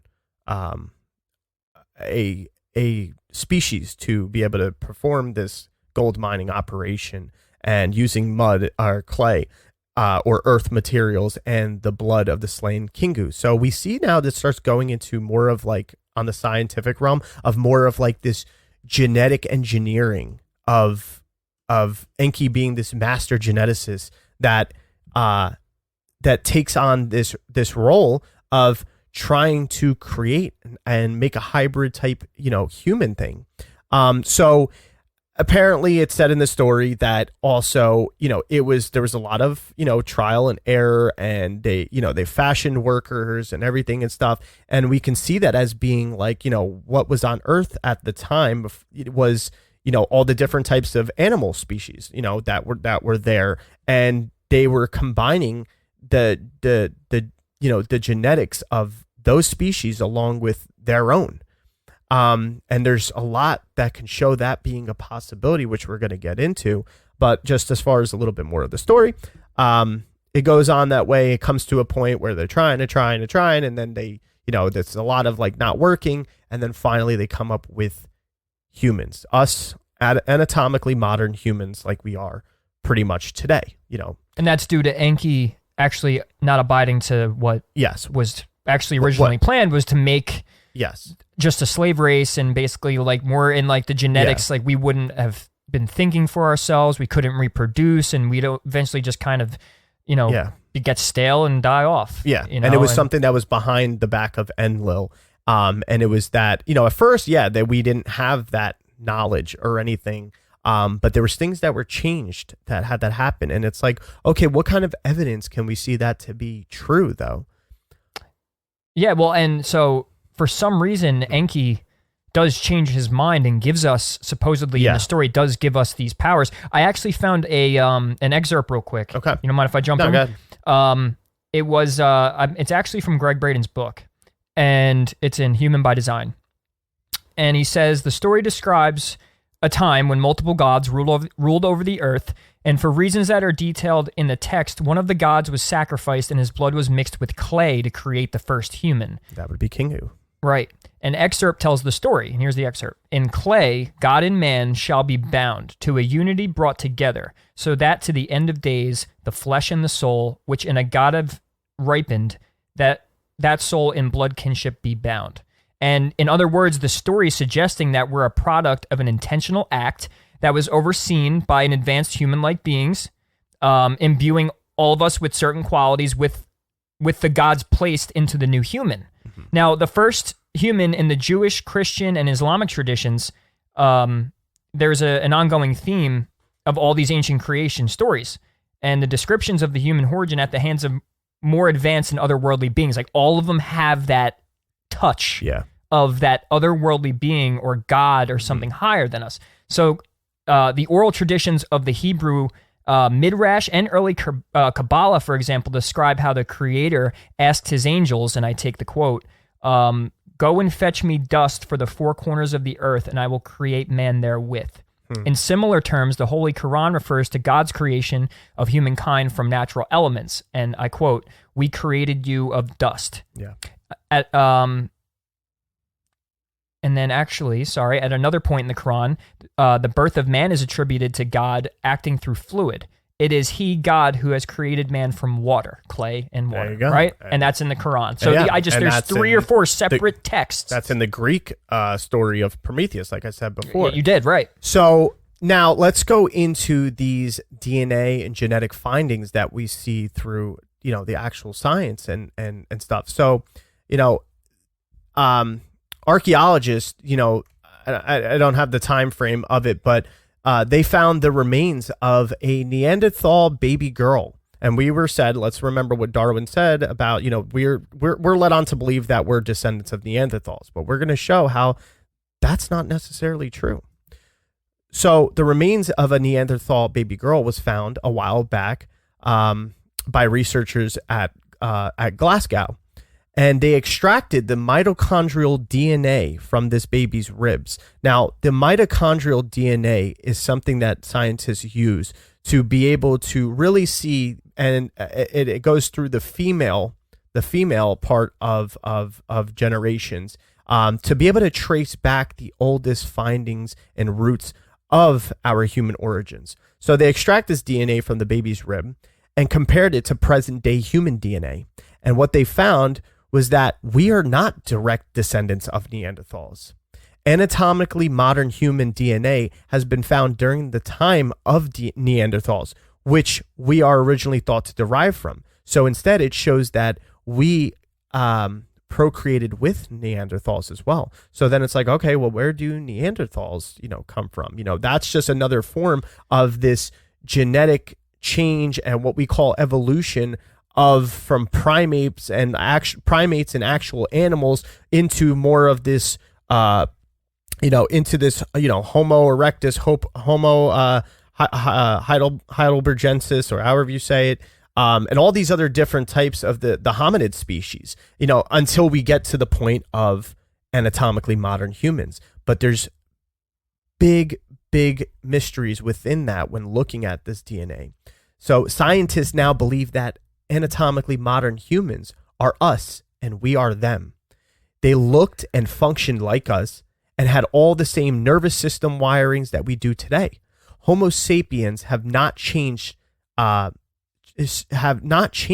since then. And that proposes a problem for the conventional evolutionary theory. When you want, chime in. Well, I ended up, because this is why I wanted to talk about Braden's work, because he had a whole section on this, and this is coming from a scientist's book, and he laid out 4 facts to support what Gio's saying. Kind of, paraphrasing a little bit, but more so like what Gio's saying. This is Greg Braden. This is direct. The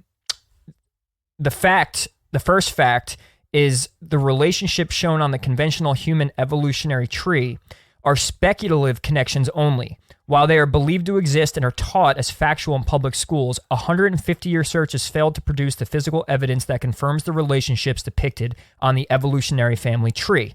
Fact number 2, if the fossil record is accurate anatomically, modern humans appeared on Earth suddenly approximately 200,000 years ago with advanced features that set them apart from every other form of life that had already developed to date or has developed since.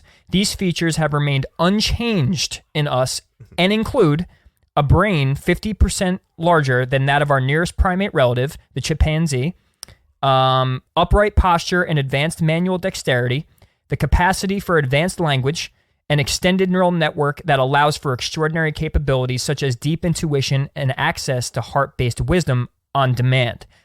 Fact number 3, the lack of common DNA between AMHs and Neanderthals, this is what cued me to want to jump in, tells us that we anatomically modern humans did not descend from ancient Neanderthals. Additional studies reveal that our forebears shared the earth with the Neanderthals, exactly what Gio said, that were previously thought to be some of our ancestors. Logically, if we shared the earth with them, we could not have descended from them. Last fact, DNA analysis reveals that the DNA that sets us apart from other primates is a result of a mysterious process of fusion that resulted in the second largest chromosome in the human body, human chromosome number 2, which I'm sure we're about to go into more. The way human chromosome number 2 is fused suggests something beyond evolution that has made our humanness possible. The turning off or removal of overlapping functions and the fact that it happens so quickly rather than slowly over a long period of time, which debunks Darwinianism. Armed with these 4 facts alone, we have more than enough reasons to rethink the traditional story of who we are. Clearly, we're not the product of an evolutionary process, at least not the kind of evolution that Charles Darwin had in mind when he proposed his original theory in the 19th century. Looking at the scientific probability that the DNA that gives us our humanness occurred by chance, the odds of which have been compared to the odds of a junkyard tornado creating an airplane points to the conclusion that we humans are not the result of random events set into motion by pure chance. Yes, and we could see this being aligned with the Anunnaki story. But now to further break that down in the findings of it, only 1.5% of there's only a 1.5 DNA difference that separates us from chimps. And we also share, fun fact, 60% of DNA with the common fruit fly, 80% with the cow, 90% with the average household cat. So there's a lot of similarities in these different species. So if we have so much in common genetically with other creatures, why are we so different from them? So a single gene can be activated in different ways to do different things in different degrees. It's about how those genes are activated or expressed. Now, there's the FOXP2 gene that is now directly linked to form complex. It's directly linked to forming complex speech and language within humans. It's a protein in chromosome number 7, and it's coded from a gene and is present in both humans and chimps. So why can't chimps have a language and talk to? I mean, I know they have some sort of way of communicating, but why can't they do it like humans? Well, there's something different though in the ways these genes are, the way they express themselves to allow us to have that language and speech. So there was, like Ray was saying, there was a mutation in the gene, and it happened around the same time the first language was said to derive. It also happened in the same time frame when modern humans evolved, so to say. The speed of the mutation does not go along with the theory of evolution, given the speed. Our capacity for language happened when changes to the 2 single letters in the DNA code arose in the last 200,000 years of human evolution. Number keeps popping up. Exactly. So it was thought that us humans, we would have more chromosomes than any other species. But the thing that was discovered with that is that we had 46 while chimps had 48. And even the common fern has 1,010. So it's the chromosome number is called the organism's diploid number. That is because there are two of each type of chromosome. One comes from the mother and the one from the father. These chromosomes are called homologous chromosomes because they code for the same traits. So what does that mean? It looks like we are missing chromosomes, but a closer look shows us it isn't missing at all, but rather it's been modified and rearranged in a way that hasn't been obvious in the past. Yeah, if anything, more efficient. Exactly. So further looking into it, the second largest chromosome in the body, like Ray had mentioned, chromosome number 2, actually contains the smaller missing chromosome that are found in chimps. So this means that somehow in the past, 2 separate chimp chromosomes were combined into a single larger chromosome, which have now, which we have now. And that is our chromosome number 2. While scientists acknowledge that the mutations definitely occurred in FOXP2 and that they happen within the time frame that correlates with the rise of anatomically modern humans, they can't pinpoint exactly what has caused this genetic mutation. So new technology has been able to show us precisely what happened to create human chromosome number 2. But there's no real scientific explanation what it is that happened. So I'll explain it in 2 ways. The scientist's own technical language, and then in a simpler format to show why it's important to what it means in our discussion of human origins. So from the scientist's perspective, from the proceedings of the National Academy of Sciences, it's concluded that the locus cloned in cosmids C8.1 and C29b is the relic of an ancient telomere to telomere fusion and marks the point at which 2 ancestral 8 chromosomes fuse to give rise to chromosome number 2. Now, that just sounds like a bunch of scientific mumbo jumbo, right? So let me give you the simplified version, and it's going a lot off of what Ray said.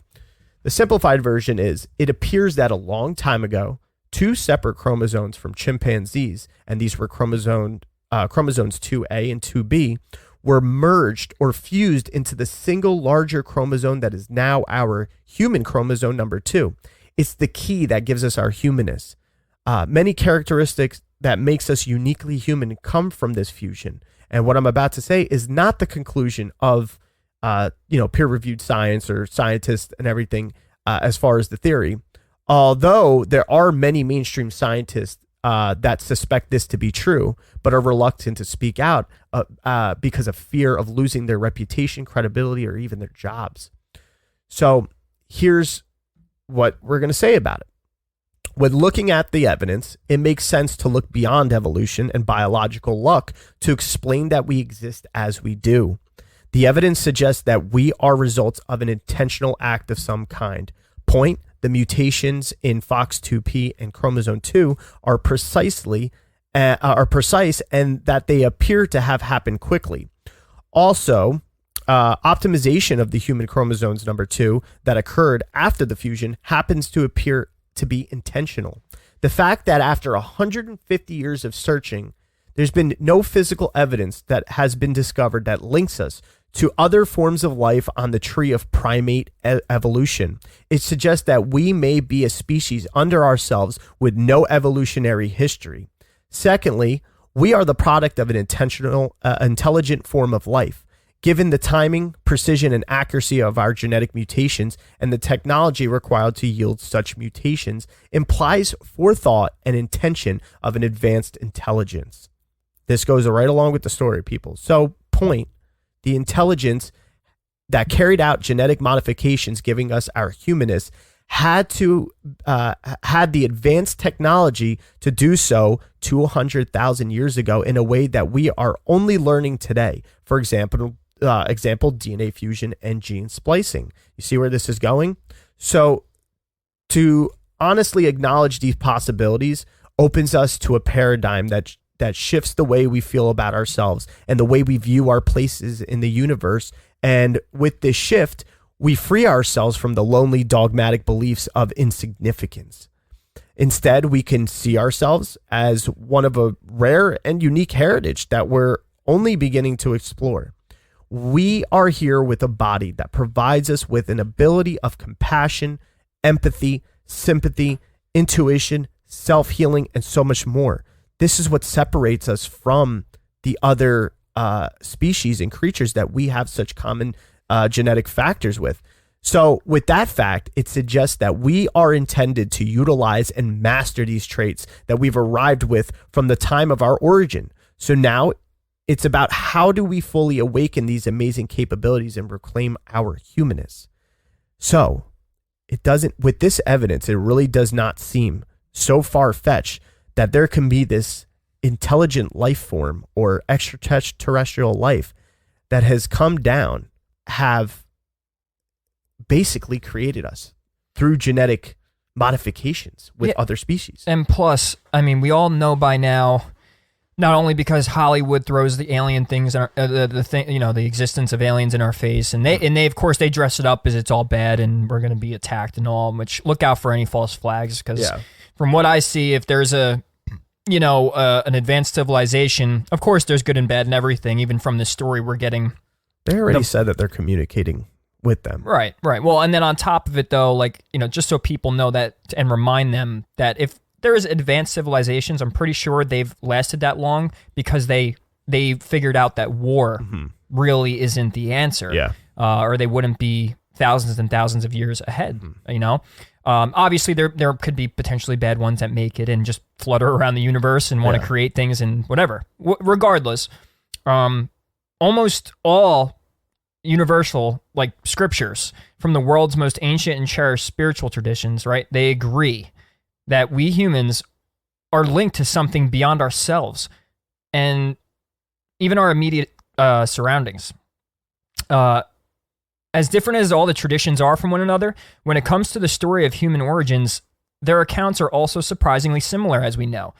That an advanced intelligence and an intentional act being responsible for our origin, like we just gave you the science for. The use of the terms they use are like angels, which we talked about. They come from the sky. In the ancient tongues, the author spoke of the same thing. When describing human creation, suggests that a group of intelligence was involved. The descriptions explaining that we are the product of the dust, clay, soil of our planet being fused with an essence that is not from this world. In the three Abrahamic traditions, too, Judaism, Christianity, and Islam, it is the dust or clay of the earth that is used to create the first body of the human being. And then following the formation of the first human body, for example, life is breathed into the nostrils of the person and the blood of being a higher intelligence. Those are three separate religions with those with all of those aspects. And I mind you that if something's repeated over time, and if it's a little funky or a little off, there is a deeper connection to it, but you just can't take these things surface level. You have to look deeper. And there is the science now to know that there is a fusing of the DNA, that all of these stories are telling us something, and then now the science proves that us being genetically modified, and then you go back to an ancient tablet that is thousands and thousands of years old saying that there was a race that created us or another race for whatever reasons. I think when you color in these stories, that's where you have to be careful, right? You can't really assume completely we were a slave race or this and that. But the fact is there's all of those connections make it to where you can at least see and that we were created. And it's like, okay, well, what does this mean for, let's just say, for example, for religious people? Does that mean, oh my God, they're worshiping the wrong thing? And should we be worshiping this other alien race or something like that? No. If anything has taught us, even within scriptures and myths and texts, what's taught us is that there was a separation from this true higher intelligent creative force of nature, of this ultimate God, ultra supreme being that we are apparently all products of, and a working system of this this master architect and everything. This is not to say the Anunnaki, not the Anunnaki. The Anunnaki are also, if that's a real thing, is a product of that. And it's that there's been a separation since before us of this ultimate higher source intelligence that makes everything function. That it's to the point where us understanding these stories and now the scientific evidence that could kind of back it up, it shows us, okay, we need to redo our thinking, redo our belief systems, redo it to understand that, okay, we were given these capabilities to be able to, have things such as sympathy, empathy, and all that stuff that other species don't have. So what are we doing with it? It's like we need to be able to reiterate and find that separation, is what's causing the lack in our life. And it's like finding a new way to be able to understand and have the awareness of these capabilities of ourselves and to take it to the next level, reclaim our humanness, reclaim what really makes us us, and do something with it and to become masters of it. And this is where you see in all the different types of, the Buddhists and everything and paths of enlightenment and all this, people awakening and all that. It's because of the fact that we are finding things like this and like the Sumerian texts and breaking them down and understanding more to see that there's more to life. And knowing that there's more to life can get you out of the funk that you're in. Yeah, and simple fact too. I mean, what got us this far is our imagination and our creation. The things we do that when we create, like we figured out cities and we figured out, a society, and we operate in the way we do, and we're evolving in that way every day. And the only way we get past our next obstacle as a race is using our creativity mixed in with the logic, right? Mm-hmm. But the thing is if we're hitting a brick wall with our belief systems, like let's say our religions or our political system or our financial system, that's the next part of evolution, is understanding that maybe certain things have run their course. Yeah. And not to say that any belief, say, maybe has ran its course where you have to stop believing in it, but we have to allow ourselves to not allow these, or we have to basically prevent the blocking of evolution because of our paradigms and because of the belief systems. It's okay what you believe, but if we're preventing the next step for humanity, and let's say with global warming or any of these so-called things that are supposed to happen in the next few decades or whatever, regardless, if there's something on the way that we have to protect ourselves from, well, we're falling behind if we're not taking steps forward and standing still because we want to just say we believe in something. It's not about beliefs anymore. It's about facts. Yeah. It's about understanding things, knowing the consciousness. Things. Right exactly. From right where we started here. And if we're to say, and let's just say if there's this extraterrestrial life that has a part in our origins, and if that intention originally for us in our creation was to be some sort of enslaved race or species, and and if it's true that there is this mixture of a extraterrestrial higher race with the forms of species on Earth, that means that there's a bloodline. That means there's a bloodline of these archons or aliens or whatever you want to call them, and we also see that there's bloodlines in royalty and everything in this world, in our society. And we see that there's a massive manipulation, a massive control and stuff and everything like that. This could be all in cahoots with it as well. And it's to break ourselves free from that, because who knows what can still be made to be going on. It could be the fact that the original work of all this, of our creation, the story's still going, and it's up to us to be able to find out what we are really made of, how we are able to do things, and to break free from the enslavement. That doesn't necessarily mean literal enslavement from some sort of alien or higher government or royalties. From ourselves. It's enslavement from ourselves. Yep. And if we take the stories and the history to be able to understand that the many, many, many, many histories of enslavement and everything and stuff, it's all allegorical to be like, hey, like to release ourselves from the chains of this oppressed way of being. And not to say that all are oppressed or anything and stuff, but there has been a mass oppression of society in many different forms. So understanding this evidence, understanding the science behind ourselves, and understanding our true body and our capabilities and what these ancient teachings are teaching us, it allows us to be able to find a way to elevate ourselves, elevate our consciousness, and be able to heal and be able to do many, many different things, which we're going to go about in a lot of episodes. But on that note, we're going to wrap this up, in our next few episodes, and especially the next episode, we're going to go farther into that now, seeing the fact that humans are created and humans are here, and all the different archaeological and scientific findings about us being here now. Peaking with Atlantis. Yes, too. how does it start to peak? How does civilization start forming? And this roots a lot back to the Sumerians, like we've said, about how they were the first and oldest advanced human civilization, and where it comes into about how these bloodlines are formed and how these civilizations spread out and started to, they started combining with other types of species to create all different types of races and moving amongst the earth. And, the we'll go into more of the banishment of the Garden of Eden, and, leading into what possibly could be what we know as Atlantis, and this higher form of life that these ones now that we have been genetically created to have that sympathy and this knowing and understanding. Where did they take that? Where did where did civilizations take that understanding of themselves, where they started to develop, and what were they doing? And where did that go? It's all what we're going to go into next. So stick with us. We appreciate you listening. As always, make sure to like, subscribe, follow us. We'd like to hear from you too. Let us know what you think about all this as well. You could do that on our Facebook. We always post too on Instagram as well.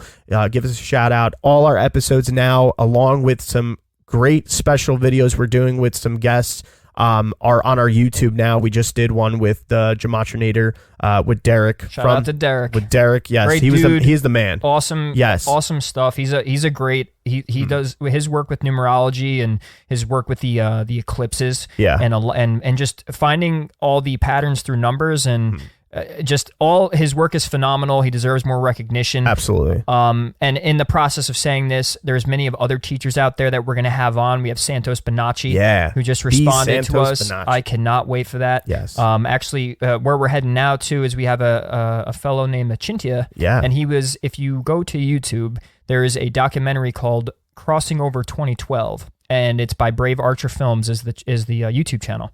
And it was one of the first real videos where I had witnessed, I always mention I saw Zeitgeist, but this was a great video about all these, they were talking about the binary star and how we basically have a binary orbit with the star Sirius. So basically what that means is it's our sister star. So it actually relates kind of to Nibiru because there's a certain amount of years that it takes us to go around, and supposedly that this was the clock for the going through the Iron Age and the Golden Age and the Bronze and the Silver and all that. They were called the Yugas. And Achintya is big follower of more of the Krishna side of things, more India and all that.